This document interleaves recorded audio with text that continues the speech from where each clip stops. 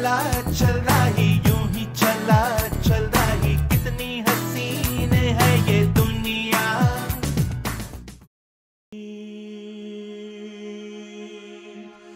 ओ पारे স্বপ্নের দেশে যাই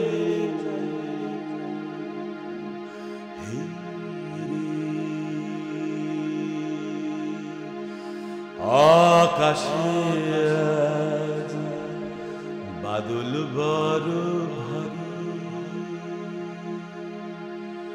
ঢেউয়ের তালে তুফান নাচে মরণ মহামারী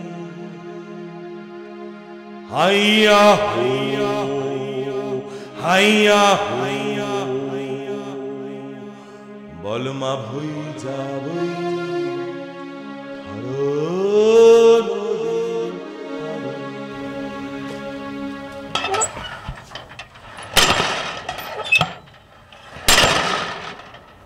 অনেকটা পথ পেরিয়ে আমরা এখানে এসেছি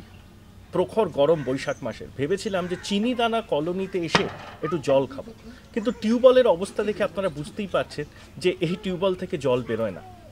আমি তো এখানে ক্ষণিকের অতিথি কিন্তু এখানে যারা থাকেন গত 30 বছর ধরে তারা কিন্তু পানীয় জল পান না পানীয় জল আনতে গেলে তাদের ন্যাশনাল হাইওয়ে পেরিয়ে একটা স্কুল থেকে আনতে হয় পুকুরের জল পান করেই তাদের তৃষ্ণা নিবারণ করতে হয় সেখানে একটা সমস্যা রয়েছে কারণ অধিকাংশ পুকুরে মাছ চাষ হয় এবং মাছ চাষের জন্য তার লিজ দিয়ে দেওয়া হয়েছে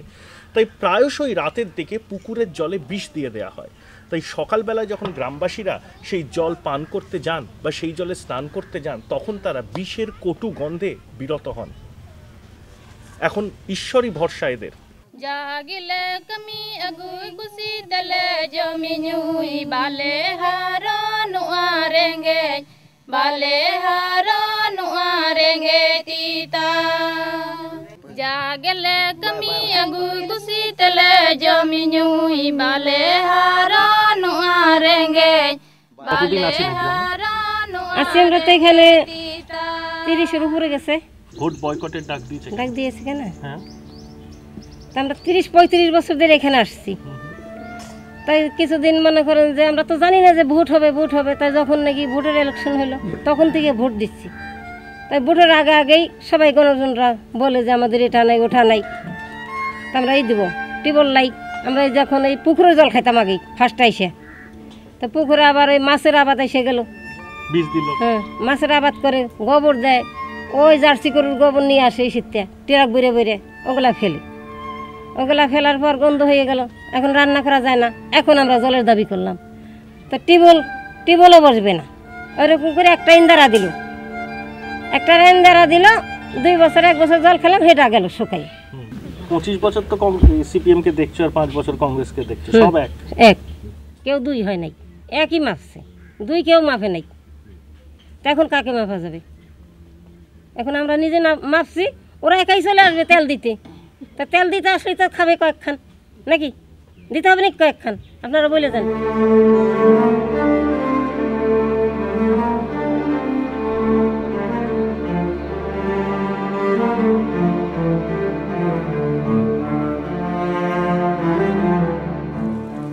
এটা কোনো বহুজাতি সংস্থার প্রস্তুত করা জল নয় মিনারেল ওয়াটার নয় এটা চিনিদানা গ্রামের পুকুরের জল এই জলই এখানকার মানুষ পান করেন জন্তু জানোয়ারও এই জল পান করেন মানুষও পান করেন এটাই তাদের নিয়তি এটাই তাদের ভাগ্যের পরিহাস ভোটের আগে নানা রঙের নানা রাজনৈতিক দলের নেতারা তাদেরকে বলেন আমাদের ভোট দিন ভোট দিলেই নাকি সবকিছু ঠিক হয়ে যাবে পুকুর সংস্কার হবে গ্রামে নতুন করে ইদারা বসবে নলকূপ বসবে রাস্তা ভালো হয়ে যাবে বিদ্যুৎ চলে আসবে কিন্তু গত 30-35 বছরে নেতারা কিন্তু প্রতিশ্রুতি পালনের দায়বদ্ধতা দেখাননি তাই প্রতিবাদে সোচ্চার রয়েছেন চিনিদানা বাবুলালপাড়া প্রভৃতি গ্রামের মানুষ তারা বলছেন এই অবস্থা তারা মেনে নেবেন না ও পারে যে বাংলার মুখের কথা আমরা ভেবেছি জেনেছি সেই বাংলার মুখ কোথায়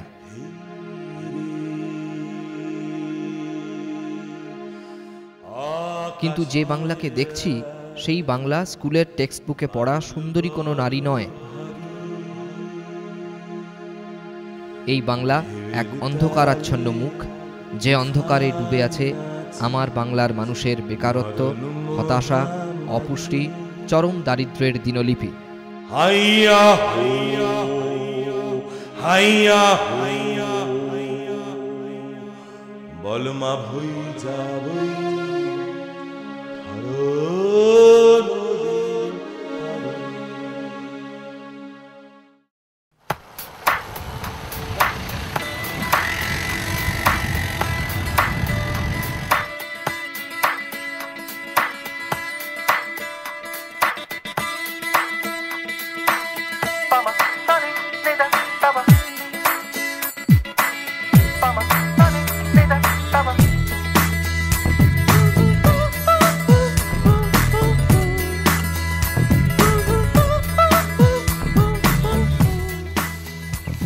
গৌরবঙ্গে ভোট রঙ্গ দেখতে এসে ইতিহাসকে উপেক্ষা করব এমন দুঃসাহস আমাদের নেই। সেলামি দরওয়াজা বা দাখিল দরওয়াজা 1459 থেকে 1474 খ্রিস্টাব্দের মধ্যে বারবাক শাহ এই দুর্গের পত্তন করেন। সেলামি দরওয়াজা কেন বলা হয়?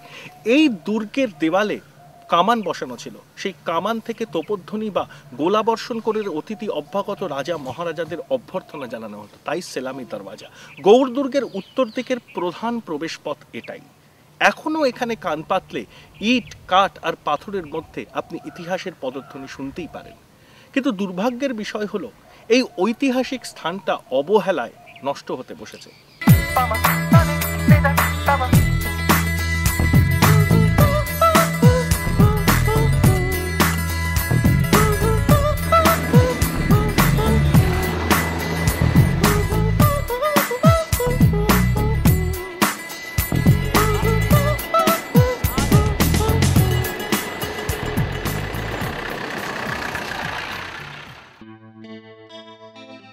এ এমন এক পথের পাঁচালী যা চিরদিন পথেই পড়ে আছে। না, মালদা কোনো সমৃদ্ধ অঞ্চল নয়, কারণ শহরের নিয়ন আলোর পিছনে এখনো কাঁদছে অন্ধকারে বসে থাকা মানুষ।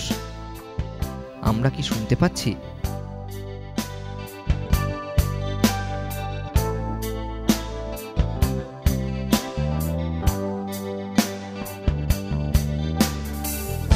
একা চলে যায় এক ব্যক্তিহীন পথ,